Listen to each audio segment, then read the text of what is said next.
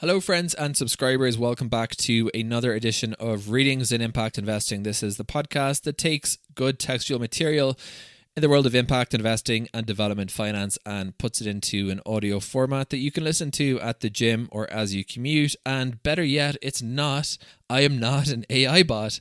This is a real human recording this. I thought after I did the first few episodes that I could have actually maybe done this using a little bit of AI trickery. But then I thought I wouldn't want to deprive people of my sage insights, which I sometimes pepper these readings with. So for the moment, this will be a human originating effort. The website for this initiative is readingsinImpact.org. If you go onto that website, you're going to get redirected to the various places you can get the podcast online, like Spotify, Google Podcasts, and Apple Podcasts, depending on the million-dollar question of whether you're an Android or an Apple person. And also today, I feel comfortable saying that you can also get this on YouTube. The reason I say I feel comfortable is that I set up this great automation that basically pulls in the podcast episodes to YouTube, and it even makes them videos through combining audio and video. No idea how it does that. Pretty cool tech from YouTube, I have to say. And so you can also find this on YouTube. The background is just the image, so there's nothing much in the way of visual attractions. But if you do like listening to stuff on YouTube, to each their own, you can subscribe that way. All right, so that's enough with the intros, and I'm going to just read the Global Sustainable Development Report for 2023. This is from the UN. They have this whole big document, as you'd expect. Let me just see how big it is. 224 pages, time of crisis, time of change, going through the progress that the world is making on a SDG by SDG basis. But what I'm going to do today, and they've got other great resources on the UN Department of Economic and Social Affairs and the UNDP, all of them put out some really good material, which I will be definitely going through in future episodes. But today I'm just going to give, for those people looking for the quick summary, I'm going to give the key messages, which is a four-pager that they prepared. So here we go. And it's just to forewarn, it's not exactly encouraging reading for many. So if you're looking for a quick pick-me-up, this is probably not it. All right then. Context at the halfway point to 2030. At the halfway point towards 2030, the SDGs are off track. Of 36 targets reviewed in the report, only 2 are on track to be achieved, while progress on 8 is deteriorating. Implementation was too slow and even regressing in some areas such as climate action, biodiversity loss and inequality before the pandemic, and has now suffered significant setbacks, including in poverty eradication, gender equality, education and eliminating hunger. Humanity risks prolonged periods of crisis and uncertainty triggered by and reinforcing poverty, inequality, hunger, disease, conflict and disaster without urgent course correction and acceleration towards the Sustainable Development Goals, the SDGs. The crises that have wiped out years of SDG progress are interrelated, fueling intensities, but connections could be turned into opportunities. A spate of shocks, the COVID-19 pandemic, conflicts in many regions including the war in Ukraine, a cost of living and debt crisis and climate-related disasters are entwined through environmental, economic and social systems that create intensifying SDG backslides. The same interconnections amplifying the crises offer opportunities for integrated recovery strategies and for addressing systemic risks. Leaders must address medium and long-term trends that are having systemic effects across the SDGs while dealing with immediate crises. Addressing climate change, nature and biodiversity loss, demographic change, digitalization, economic inequalities and violent conflict will avoid undermining advances made in the short term and will build resilience. There is rising awareness and commitments to the SDGs, but this needs to translate into action. The SDGs have taken root across sectors and levels of government, improving prospects for achievement. But aspirations and commitments have not yet translated into action and implementation at a scale visible in SDG progress, often due to lack of financial resources. Goal attainment will depend on all actors integrating the SDGs into core decision-making processes, financing mechanisms prioritizing SDG attainment, and strong mechanisms for accountability. evidence to inform the way forward. The SDGs are interlinked and must be approached holistically based on context-specific analysis. Decision makers can rely on a growing body of evidence on SDG interlinkages, international spillovers, and scenario modelling to manage trade-offs and maximise synergies between SDGs and across borders. Science tools and decision-making need to reflect unique synergies and trade-offs which have been shown to vary across contexts, groups, and times. In studies on SDG interlinkages, 7 SDGs come across as particularly synergistic. Those are SDG 1, no poverty, SDG 3, good health and well-being, SDG 4, quality education, SDG 5, gender equality, SDG 6, water and sanitation, SDG 7, clean and affordable energy, and SDG 17, which are partnerships for the SDGs. Business as usual strategies to promote targets belonging to SDGs 2's Zero Hunger and 8, decent work and economic growth carry high risks of trade-offs and undermining SDG progress in other areas. Literature on SDG interlinkages shows that SDGs 14, which is life below water, and 15, life on land, seem to be most negatively affected by progress in other areas. Synergies are found to be higher for female, younger and rural populations for whom trade-offs are more negligible, i.e., progress on a given SDG indicator for these groups will generally foster progress for the group on other SDG indicators. Removing barriers for these frequently marginalised groups is an important step for leveraging synergies. OECD and EU countries on average have the highest SDG achievements, but also impose more costs on other countries that are not internalised in their national measures of SDG progress. On average, more negative spillovers are generated by high-income countries to the detriment of low-income countries. New scenario studies point to actions for transformation that, if applied together through the 6 entry points put forward in the 2019 GSDR, could significantly accelerate SDG achievement. Global scenario projections show that business-as-usual strategies will not deliver the SDGs by 2030 or even by 2050, but working through key entry points to leverage interlinkages in line with national circumstances and priorities could unleash rapid progress. Scenario studies also point to a range of impediments that can hamper both the feasibility and efficacy of these solutions, so institutional reforms are required for transformation. For example, deficits in governance and institutional capacities for prioritising policies, mobilising resources, delivering services, and coordinating efforts need to be advanced.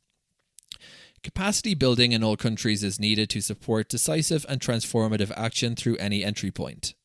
Capacity building needs to be applied cohesively with and in support of other levers, including governance, business and finance, individual and collective action, and science and technology. More specifically, capacity building is needed in the areas of strategic direction and foresight, innovation and the generation of new alternatives, orchestration, engagement and negotiation, identifying and overcoming impediments, and in learning and resilience. Strategies for the SDGs must identify and minimize impediments and support promising solutions specific to different phases of transformation: emergence, acceleration, and stabilization. This requires applying levers strategically and changing approaches over time to encourage the emergence of new technologies, practices, and initiatives through experimentation and learning, to support their acceleration and scale up with just transitions, collective action, and political momentum, and to ultimately enable stabilization of a new normal anchored in regulations, behavioral change, and new infrastructures. In the emergence phase, governments, multilateral development banks, private finance philanthropists, and others will need to support innovation and the piloting, prototyping, and implementation of new knowledge. In the acceleration phase, proactive and decisive governments can shape targets by stimulating research and innovation, investing in public infrastructure, setting targets, standardization, and regulating businesses. Individual and collective action through social movements and coalitions, changing narratives and norms, maturing technologies, and crisis events can provide impetus for action to accelerate transitions. During the stabilization phase, reforms must be institutionalized with a strong tax and revenue base, commitment of human and financial resources, political support, and institutional capacities for implementation. Actions must simultaneously be taken to destabilize, break down, and phase out unsustainable practices. Transformation often meets resistance by those whose economic interests and ways of life are tied to phase-out systems and business-as-usual approaches. This raises the imperative of compensation, just transitions, and new social contracts in response to losses of livelihoods, jobs, and industries to avoid social and political backlash against change. Governments and the private sector can support a managed decline and phase out of unsustainable technologies and practices. Unintended consequences, like job losses or the decline in regional industries and economies, can be mitigated through government support for affected workers, such as compensation, social safety nets, reskilling and training, and alternative employment opportunities. Transformation to sustainable pathways should be rooted in science. Addressing context-specific challenges to the SDGs, taking a holistic approach, and enabling large-scale and rapid change calls for science that is multidisciplinary, equitably and inclusively produced, openly shared, widely trusted and embraced, and socially robust, that is relevant to society. Increasing support for scientific activity in low and middle income countries can build capacity for context-specific SDG solutions that are based in science. Calls to action for transformations. Transformation is possible and inevitable. Science-driven transformations are urgently needed to enable progress towards the SDGs. This means identifying key interventions that have systemic effects across the SDGs, scaling up investment, mobilizing the knowledge of scientists, practitioners, and communities at all levels, and building the capacity needed in all countries and institutions, all while enhancing policy learning and accountability and closely monitoring the effectiveness of interventions. United Nations member states are urged to establish an SDG transformation framework for accelerated action. This framework would consist of 6 elements. 1. National plans for transformative accelerated action grounded in science and inclusive processes to identify and harness SDG synergies and reduce negative transboundary spill-offs. 2. Local and industry-specific planning to feed into national plans. 3. Initiatives through the Addis Ababa Action Agenda or otherwise to increase fiscal space, including tax reforms, debt restructuring and relief, and increased engagement from international financial institutions for SDG implementation. 4. Investing in SDG-related data, science-based tools, and policy learning with attention to closing SDG data and research and development spending gaps. 5. Establishing partnerships to strengthen the science policy society interface. And 6. Investing in measures to improve accountability of governments and other stakeholders. All countries need to build capacities essential for transformation at individual, institutional, and network levels. National transformation plans should invest in the capacities to strategize, innovate, manage conflicts, identify and overcome impediments, and cope with crises and risks. Leveraging synergies between SDGs and minimizing trade-offs calls for horizontal coordination between departments and vertical coordination across levels of government, as well as capacities to integrate policies for multiple fields and goals, for example, between agriculture, environment, water, social and labour policies, in line with the interlinked nature of the SDGs. Building these capacities is very different from what development cooperation has undertaken in the last decade. Building capacity needs to happen in the north and the south, and the role of the HLPF in building capacity could be sharpened.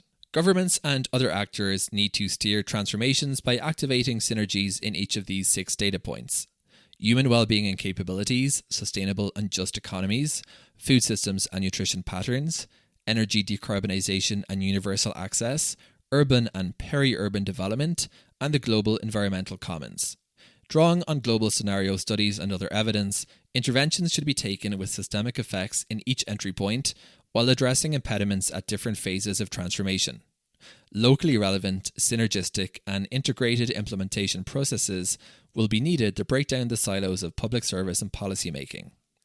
The international community needs to coordinate to improve critical underlying conditions for SDG implementation. Disruptive trends in climate change, rising inequality, biodiversity loss, demographic change, and digitalization need to be countered and shaped with actions at all levels in solidarity. Coordinated action should especially focus on 1. Preventing and avoiding violent conflict, 2. Opening the necessary fiscal space for action, 3. Ensuring meaningful inclusion and engagement of marginalized groups, 4. Making digital transformation work for the SDGs, and 5. Achieving gender equality through legislation, banning harmful practices, education, and reproductive health. The full benefits of science as a public good should be harnessed for the SDGs. This involves increasing investment in science and innovation systems, especially in low and middle income countries, funding and rewarding science that enables the SDGs, as well as promoting open access to scientific research, publications, and data, and strengthening mechanisms for knowledge sharing, including with support for the GSTR. And just to say that this is very much the spirit within which this podcast is being made available, that of knowledge sharing. Clearly, we are all better when we are working together, and there is so much useful material about so many important innovations in the world of sustainable finance, using instruments for the SDGs to close the SDG funding gap, and using finance generally to make the world a better, more sustainable place. And it's really my honor to be able to read some of this material, even if it only reaches me, because believe it or not, I do listen to some of these episodes at the gym. Then it will be of some value. And of course, it would be even of more value if it reached more people, and that would make me very happy. If you do have reports, reading material that you think it would be good for me to narrate and make available through this podcast, do kindly drop me a line one more time. It's public@danielrosehill.com.